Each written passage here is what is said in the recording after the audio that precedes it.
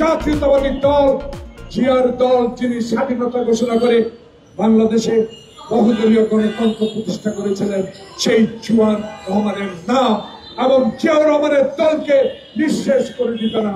আজকে তাই তোমার এই পরিণতির চান না তোমার বাবা এবং তুমি। বন্ধুগণ, বক্তব্য দীর্ঘায়িত করবো না। বুকে সাহস আছে, আমার দলকে আমি বিশ্বাস করি। বাংলাদেশের স্বাধীনতা আন্দোলনে আমার দলের নেতার যে ভূমিকা, সেই ভূমিকাকে কটাক্ষ করে কথা বলেছিলেন শেখ হাসিনা। সেদিন পার্লামেন্টে যাওয়ার আমার সৌভাগ্য হয়েছিল। সেদিন আব্দুল হামিদ সাহেব স্পিকার ছিলেন। আমার সামনে আমার সেই নেত্রী, যেই নেত্রী বাংলাদেশে আপসী নেতৃত্ব লাভ করেছিলেন, তার সংগ্রামের কারণে, তার সততার কারণে সেদিন তাকে সামনে রেখে বলেছিলাম, আব্দুল হামিদ সাহেব কথা বলতে দেন, শুধু শেখ হাসিনার কথা শুনে বাংলাদেশকে ধ্বংস করে দিবেন না। কারণ শেখ হাসিনা সম্পূর্ণ আমাদের পার্শ্ববর্তী যারা বন্ধু বলে আমাদের ভাবে, সেই ভারতীয়দের নির্দেশেই বাংলাদেশে রাজনীতি করে। যেই ভারতে ৭১ সালে স্বাধীনতার পর প্রথম একজন মুক্তিযোদ্ধাকে জেলে নিয়েছিল মেজর জলিল। তার প্রতিবাদ ছিল, আমার অস্ত্র এখানেই থাকবে, আমার গার্মেন্টসের মেশিন এখানেই থাকবে, আমার সমস্ত কিছু তুমি লুট করে নিয়ে যাবা, এটা আমি হতে দিব না। সেদিন শেখ মুজিবুর রহমান সাহেব আপনার মেজর জলিলকে কারাবরণ করতে হয়েছে। এইসব কথা ইতিহাস, এই ইতিহাস কোনোদিনও খণ্ডিত হবে না। কারণ যে ইতিহাস এখনো বলে শেখ মুজিব আমার ডানে চোর বামে চোর, শুতে গেলেই চোর, ব্যাংক ডাকাতের ইতিহাস এদেশের মানুষ বলবে না। এদেশের মানুষ আপনার বাবার 1 মিনিটে গণতন্ত্র হত্যার কথাও ভুলবে না। তাই আজকে আপনার এই অবস্থা, ভারতে বসে আজকে আপনার জন্মদিনে আপনাকে বলতে হয় আপনারা করেন, আমি আছি। আছি মানে কি? বাংলাদেশে ছাত্র জনতার এই বিপ্লব একদিনে হয় নাই। 16 বছর 10,000 মাইল দূরে থেকে আমাদের প্রিয় নেতা তারেক রহমান যে নির্দেশ দিয়ে সংগঠনকে শক্তিশালী করে রাজপথে আন্দোলন করে রক্ত ছড়েছে, আয়না ঘরে ছিল, ডিবি অফিসে নির্যাতিত হয়েছে, হাঁটু পানিতে দাঁড়িয়ে রাত কাটিয়েছে, এক জেলা থেকে অন্য জেলা গিয়ে রিক্সা চালিয়ে জীবন ধারণ করেছে, মার মৃত্যুতে জানাজা পড়তে আসতে পারে নাই। সেই কর্মীর নেতা তারেক রহমানের নির্দেশে বাংলাদেশে 16 বছর আন্দোলন করে সে আন্দোলনের সমর্থনে জুলাই আগস্টের বিপ্লব, সেই বিপ্লবের তরুণ সমাজ আপনাদেরকে স্বাগত অবশ্যই জানাবো। অবশ্যই আপনাদের রাজনীতি ক্ষেত্রে এসে মানুষের সেবা করার অধিকার আপনার আছে, কিন্তু এই অধিকার আপনাকে আমরা দিতে চাই না। যারা আমরা 16 বছরে আয়না ঘরে, 16 বছরের রাস্তায় নিপীড়িত হয়েছি, তাদের বিরুদ্ধে কথা বলা মানে জনগণ থেকে আপনি বিচ্ছিন্ন হয়ে পড়া। তাই আপনারা রাজনীতি করুন, আমাদের কোনো আপত্তি নাই।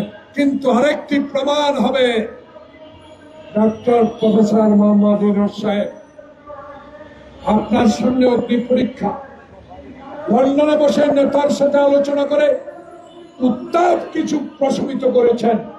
ফেব্রুয়ারিতে নির্বাচন হোক, সকলেই আমরা চাই। সেই নির্বাচনের ফাঁকে যদি আবার কোনো ষড়যন্ত্র নিহিত থাকে, আবার কোনো প্রেতাত্মারা যদি আপনার কানের কাছে গুনগুন করে ষড়যন্ত্র করে এই নির্বাচনকে পাঞ্চাল করার হীন প্রচেষ্টা করে, আমরা রুখে দিব, রুখে দাঁড়াবো। আপনাদেরকে বলতে চাই, 1991 সালে শাহাবুদ্দিন এইভাবে রশি টানিয়ে আনসার দিয়ে একজন পুলিশ দিয়ে নির্বাচন করেছেন। আমরা আশাবাদী, আমরা আপনার কাছে আশা, আপনার কাছে চাই। বাংলাদেশের তারেক রহমান বলেছে, আমি আমার প্রজন্মে যারা 14 সাল থেকে ভোটার হয়েছেন তারা একদিনও ভোট কেন্দ্রে যেতে পারেন নাই, আমি সেই ভোটারদের ভোট দেওয়ার অধিকার ফেরত চাই। আমি মৃত ব্যক্তির ভোট চাই না। আমি দিনের ভোট দিনে হোক। আমি 14 সালে 154 জন বিনা প্রতিদ্বন্দ্বিতা নির্বাচিত হোক, এই নির্বাচন আমি চাই না। আমি জোর করে হুন্ডা গুন্ডা দিয়ে আমি বাংলাদেশের সরকার গঠন করতে চাই না। আমি সরকার গঠন করতে চাই 91 সাবধানের মতো একটা সুষ্ঠু ভোটের মাধ্যমে। আমার ভোট আমি দিব, যাকে ইচ্ছা তাকে দিব। এর মাধ্যমে যদি আমি সংখ্যাগরিষ্ঠতা পাই, আমি সরকার গঠন করব, ক্ষমতা নয়। সেই সরকার গঠিত হবে 16 বছর যারা আমার সাথে রাজপথে হাসিনার বিরুদ্ধে লড়াই করেছেন তাদের। তাই আজকে আপনাদের কাছে তৃণমূল নাগরিক শুধু আন্দোলন করে খবরদারি করবেন চলবে না, চাঁদাবাজি করবেন চলবে না, মানুষের জমি দখল করবেন চলবে না। সরকার গঠন করলে আমি রক্ত দিয়েছি, পুলিশের সাথে লড়াই করেছি, তাই বলে হাসিনার মতো, হাসিনার আওয়ামী লীগের মতো ব্যবহার করবেন সরকার গঠন করলে, তা কখনো হতে দেওয়া যাবে না, হতে পারবে না।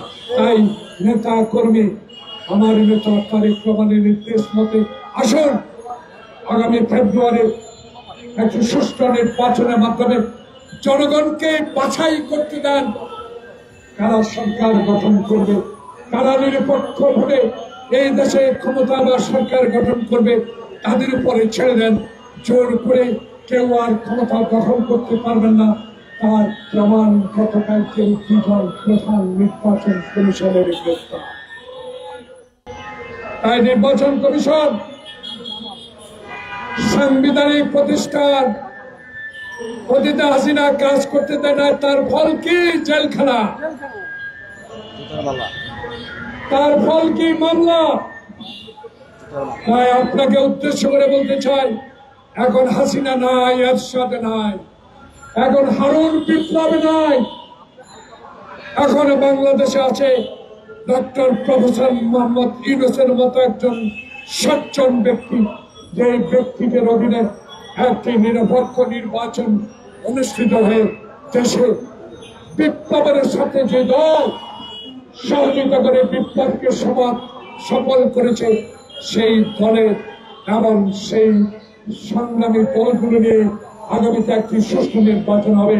এনসিপির উদ্দেশ্যে আমি একটি কথা বলে আমার বক্তব্য শেষ করি। আপনারা কি চেয়েছেন আপনাদের মার্কা আমার জানার বিষয়, কিন্তু পত্রিকায় দেখেছি দয়া করে সরকার, নির্বাচন কমিশন এমন কিছু করবেন না যেটা বিতর্কিত হয়ে পড়ে, তাহলে বিতর্কই নির্বাচনের সমস্যা তৈরি করতে পারে। সবাইকে ধন্যবাদ। আসসালামু আলাইকুম।